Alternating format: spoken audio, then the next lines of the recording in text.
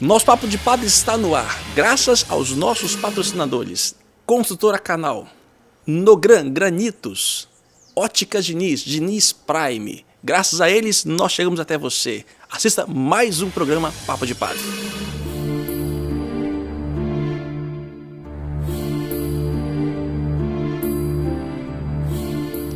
Salve, paz e bem e um Feliz Natal.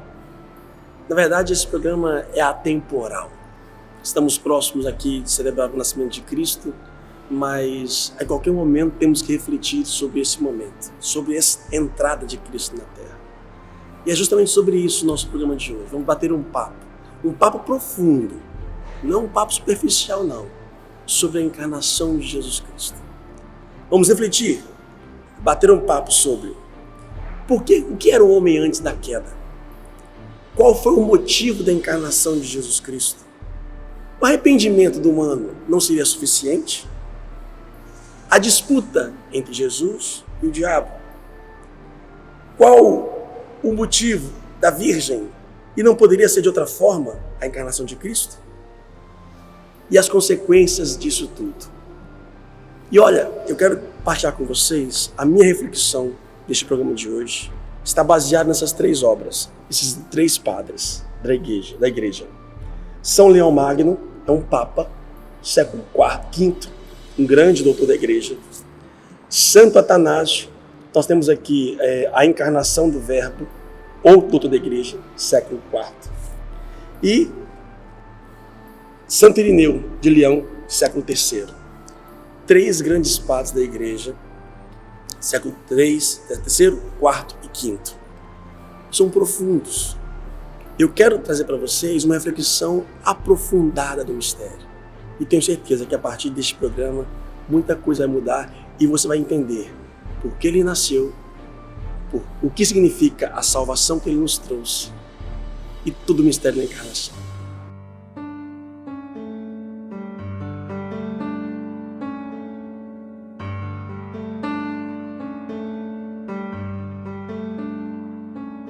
Então, para podermos entendermos a encarnação de Jesus Cristo, porque ele veio nesse mundo, nós temos que voltar aqui, onde tudo começou, no jardim. Lembra aquela história de Adão e Eva? Sim, é uma metáfora. Para poder mostrar, não quer dizer ali como o homem nasceu, como o homem foi criado, ipsis literis, mas quer nos mostrar alguma coisa. No princípio, Deus nos fez assim, para viver no paraíso. Olha o que os padres da igreja nos disseram. Por conseguinte, Deus criou o homem e queria para ele a incorruptibilidade. Estar aqui no paraíso garantia para nós a possibilidade da incorrupção. Mas os homens, por negligência, abandonaram a contemplação de Deus e conceberam e imaginaram a maldade. A transgressão do mandamento os reconduziu ao seu estado natural. Diz ainda, mas se tivesse, pela contemplação a Deus, conservado a semelhança com aquele que é, teria diminuído a força da corrupção natural e se conservado incorruptível. Se o homem permanecesse obediente no paraíso, ele manteria a graça e chegaria ao nível da incorrupção. Mas porque Deus nos fez, desde o princípio, falhos, sim, a possibilidade. Mas não fomos criados perfeitos. Mas pela desobediência nós perdemos isso daqui. Perdemos esse paraíso. Perdemos a graça. E fomos transformados, enviados para outro lugar, que não poderíamos ficar aqui. Se tivéssemos permanecido bons, ele cita até a sabedoria, livro de Sabedorias 2, 23 e 24. Deus criou o homem para a incorruptibilidade e o fez à imagem de sua própria eternidade. É por inveja do diabo que a morte entrou no mundo. Eis aqui, meus irmãos, o homem perfeito que foi criado aqui, neste lugar. Como o ser humano, desobedeceu, perdeu esta graça. Fomos para onde? Para o mundo. E lá perdemos essa graça. Por isso começamos a entender o objetivo e a missão de Jesus Cristo ao entrar nesta terra.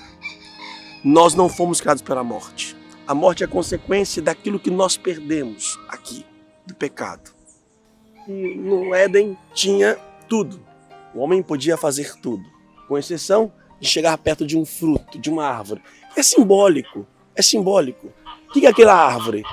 A árvore ali nos dava o conhecimento do bem e do mal. Que no fundo é o quê?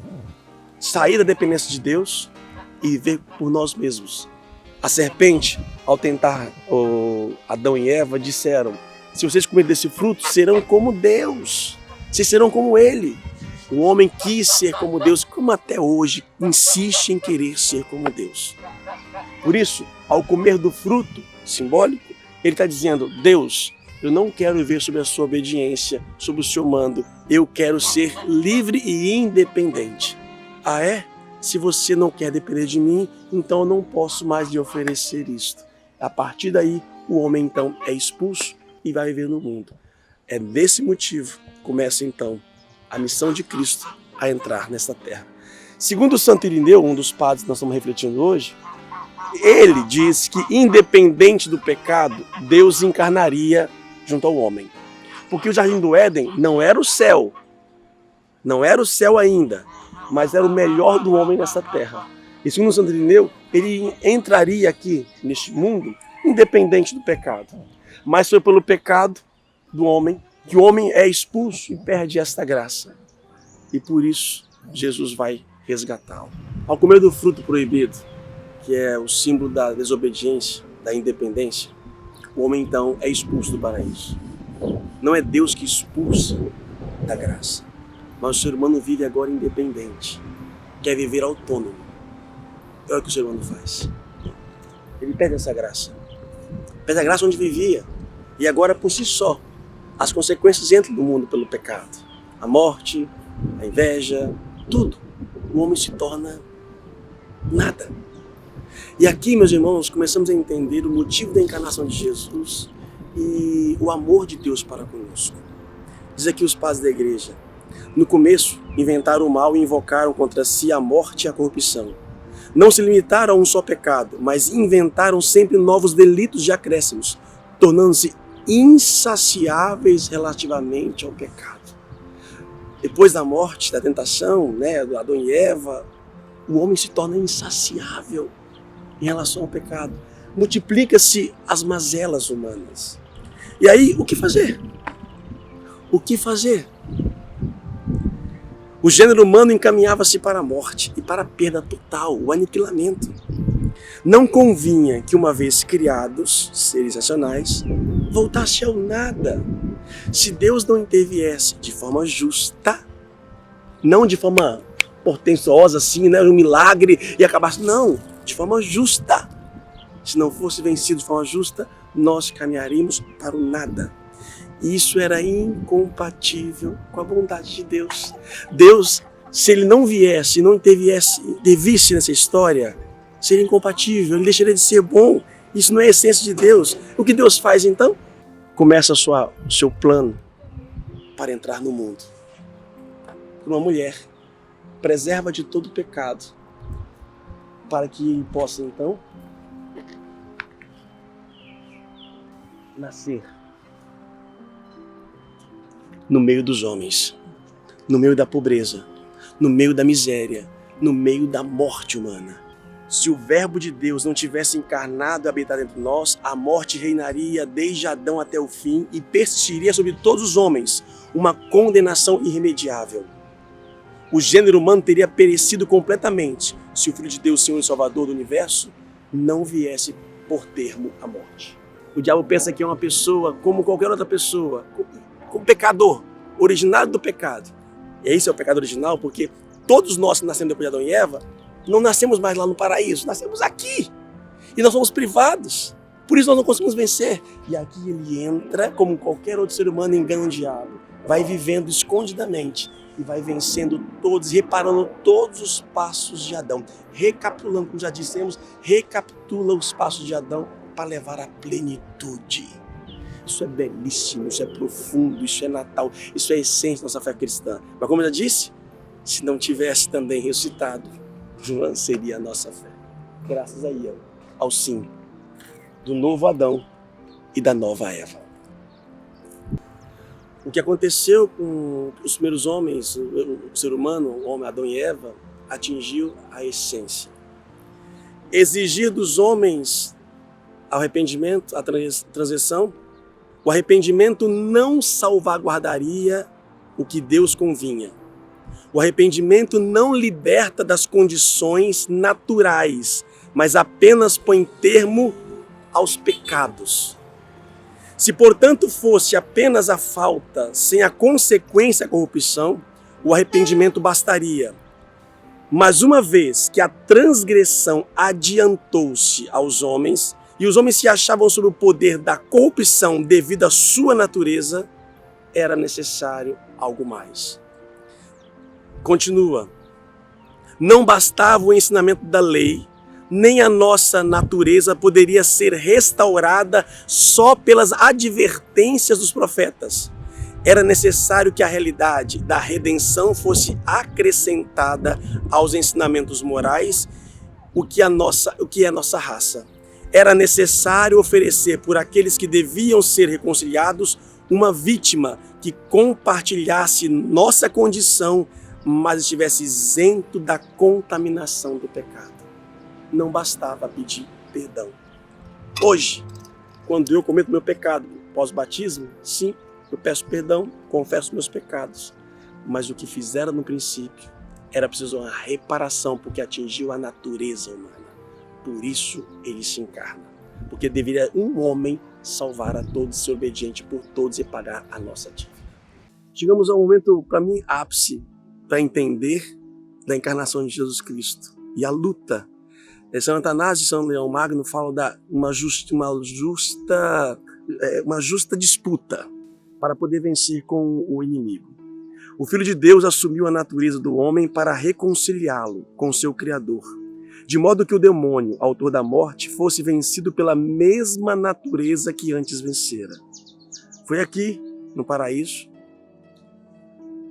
o homem, a serpente, são figuras simbólicas. A serpente, no mundo judeu, antigo lá, era outra cultura. Então os judeus se misturaram. Ao se misturar, perdeu os costumes e a lei divina. E foi nesse lugar, na natureza, na divindade, no lugar do jardim, a serpente venceu o homem. Então era necessário, para ser justo, que Jesus entrasse então aqui na humanidade e fosse homem. Não poderia ser uma intervenção divina. Se fosse uma intervenção divina, junto diretamente ao diabo, anulando, Deus seria injusto, porque o demônio, a serpente, seduziu na liberdade, no livre-arbítrio do homem. Quando a serpente dialogou e conversou com Adão e Eva, o homem não tinha pecado. Jesus assume o Adão sem pecado. Esse era o Adão, o homem perfeito. E esse Adão e essa Eva sem pecado são eles que são suscetíveis à tentação. Por isso era necessário que o homem pudesse então ser agora obediente a Deus e vencer. Só que desde Adão e Eva, o homem perdeu uma graça. Nós vimos. Essa graça santificante, por isso nenhum homem conseguiria, desde Adão e Eva, vencer. Se o homem sem pecado não venceu, todos os homens após Adão e Eva pecaram, também não iriam vencer.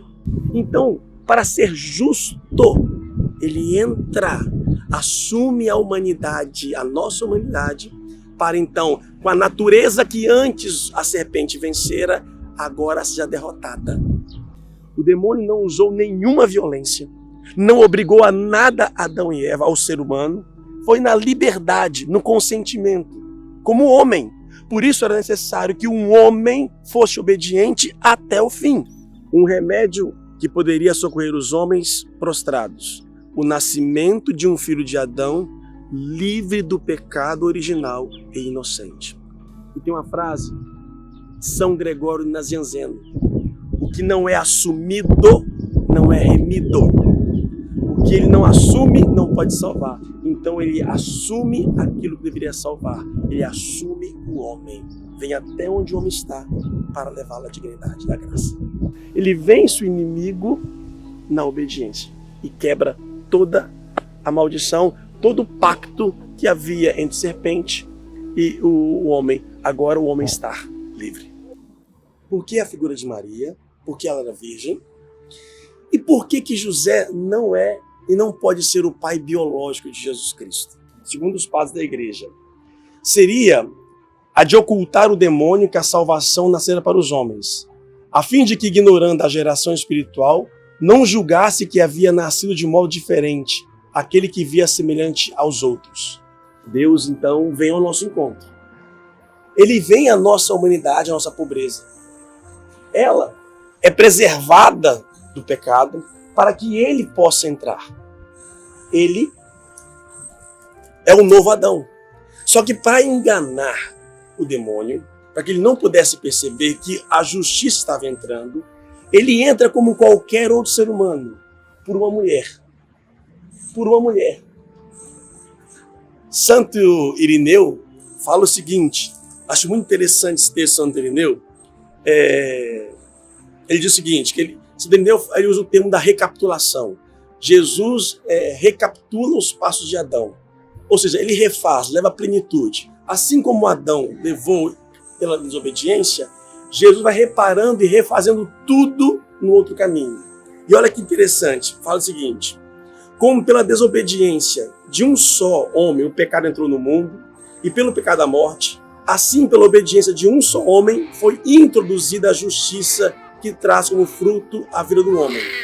E como a substância de Adão, o primeiro homem plasmado, foi tirada da terra simples e ainda virgem, pois Deus não havia ainda a fazer chover sobre a terra, e o homem não havia cultivado, e foi modelado pela mão de Deus, assim Deus, que recapitula em si Adão, recebeu de Maria ainda virgem. Adão foi feito do barro na terra virgem, não cultivada. Por isso, para refazer os passos de Adão, Jesus nasce por uma virgem. Deus poderia, talvez, se ele refizesse o homem, ele não salvaria o homem. Se ele apagasse, fizesse do barro de novo, não salvaria Adão, começaria uma outra obra.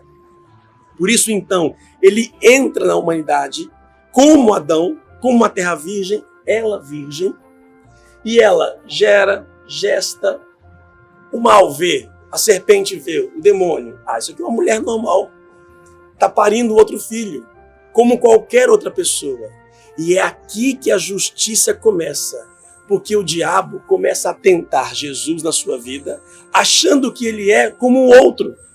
E é nessa hora, na vida de Cristo, injustamente o demônio tenta, ele não tinha culpa nenhuma. E é por essa atitude de Jesus, da justiça divina, que ele vence, ele paga, ele nos salva.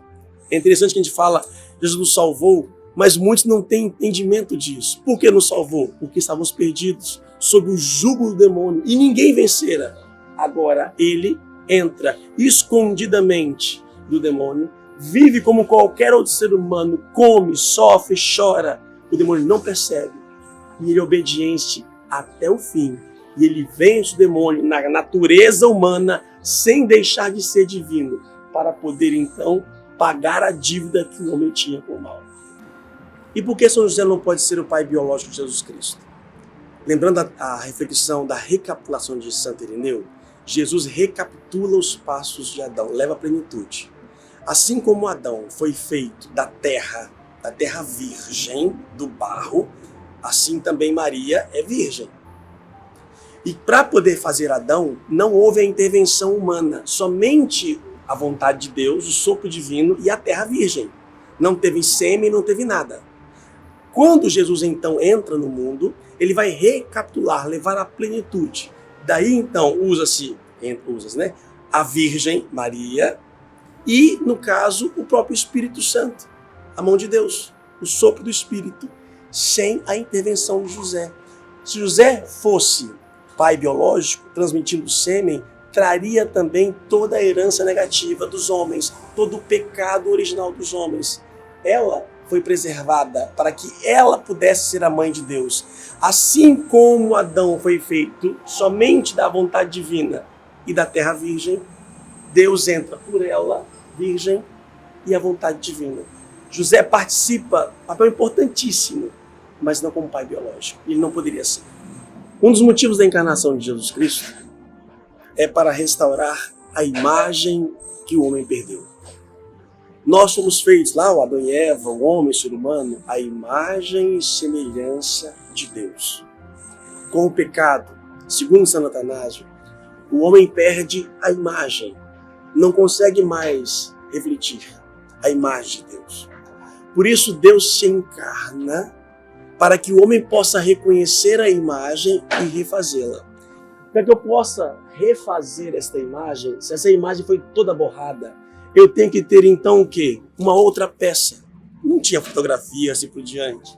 Então, Deus se encarna para que o homem possa então verificar e ver, nossa, é isto que eu devo ser, que eu perdi. Eu perdi a imagem. O modelo então entra no mundo para que então nós possamos olhar o modelo e dizer, é isso que eu devo ser. O Verbo de Deus veio ele próprio a fim de que, sendo a imagem do Pai, possa recriar o homem segundo a imagem. Se uma figura traçada em madeira apagar-se devido a manchas provenientes de fora, a fim de renovar a imagem sobre o mesmo material, precisa-se da presença daqueles traços cujos traços foram traçados. Por causa da figura, não se joga fora o material o qual fora traçado, mas restaura-se nela a imagem. Não tem a imagem desses profissionais, dos restauradores de imagem? Eles restauram por quê? Porque procuram e vê a origem. Só que o homem perdeu tanto a sua imagem que não era impossível nenhum restaurador fazer, a não ser a imagem se encarnar para que o homem pudesse olhar para ela e então refazer o seu significado de vida, mudar os componentes de vida. Esse também é um dos motivos da encarnação de Jesus.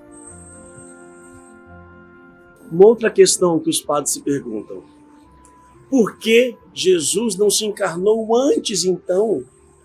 Por que de Adão e Eva até Cristo demorou-se tanto? Não poderia ter feito isso logo? O que os apóstolos pregaram, os profetas tinham anunciado, não se cumpriu tardiamente o que foi objeto de fé. Pelo contrário, a sabedoria e a benignidade de Deus, retardando a obra da salvação, nos tornaram mais capazes de responder ao seu chamado. Assim, o que por muitos sinais, muitas palavras e ritos figurativos fora predito durante tantos séculos, não poderá ser posto em dúvida nesses dias do Evangelho. Deus então não demora, ele retarda para que pudesse ser mais crível, mais acreditável, mais preparado, mais anunciado, e assim englobasse uma humanidade inteira, todos chegassem ao conhecimento. Por isso foi através dos profetas, sacerdotes, o próprio povo judeu, para poder anunciar aquele que vinha, para que quando chegasse, não fosse desconhecido. Se ele chegasse logo em seguida, não teria a pessoa conhecimento e não teria valor.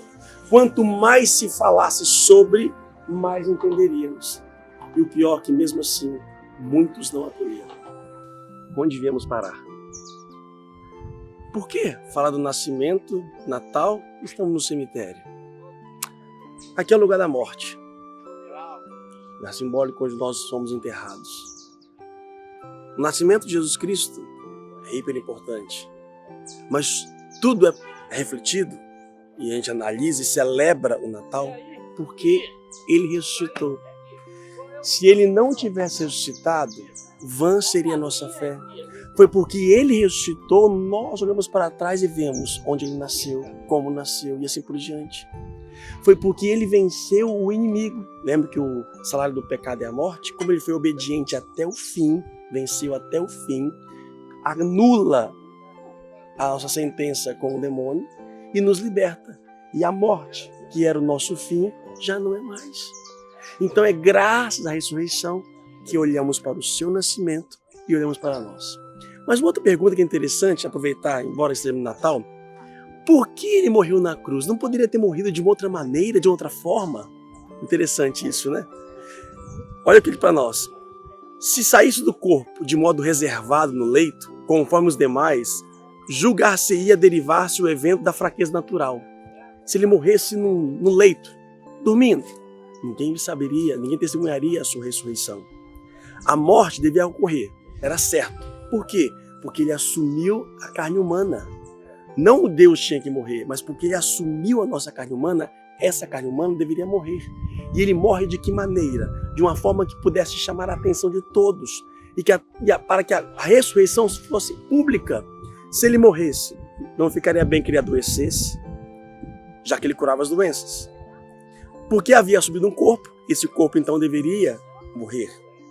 Seria indigno o verbo de Deus, a própria vida, se ele se matasse, ocasionar ele próprio a sua morte corporal.